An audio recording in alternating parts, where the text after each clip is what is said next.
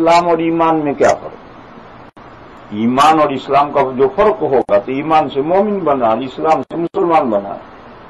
تو ایمان اور اسلام کا فرق سمجھو گے تو مومن اور مسلمان کا فرق یہ ہے.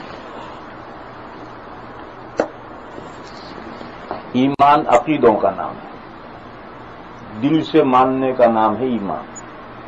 اور اسلام سرنڈر ہونے کا نام ہے. شریعت کے سامنے اللہ نے جو قانون بھیجا ہے، دستور بھیجا ہے، اس کے اوپر سرنڈر ہو، اس پر عمل کرو، یہ مسلمان. بس ایک آدمی کا عقیدے بالکل صحیح ہے مگر نماز نہیں پڑھتا تو اس کے اسلام میں فطور کمی ہے. ایک آدمی نماز پڑھتا ہے مگر عقیدے صحیح نہیں ہے تو اس کے ایمان میں خرابی ہے.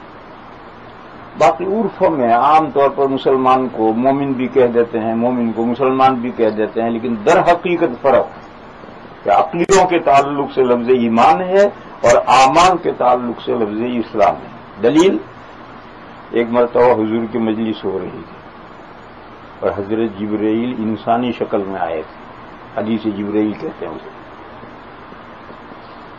انہوں نے پوچھا مل ایمان، ایمان کیا ہے؟ تو حضور نے 6 عقیدے بتائے.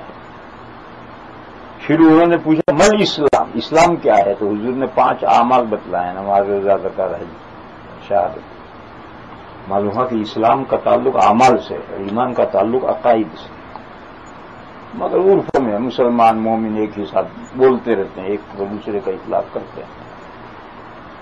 باقی حقیقت میں فرق ہے. عقیدوں کے تعلق سے ایمان لفظ استعمال ہوتا ہے، اعمال کے تعلق سے اسلام لفظ استعمال ہوتا ہے. اور دلیل حدیث جبرائیل ہے کہ مل ایمان کے جو ایمان کیا، واٹ از ایمان؟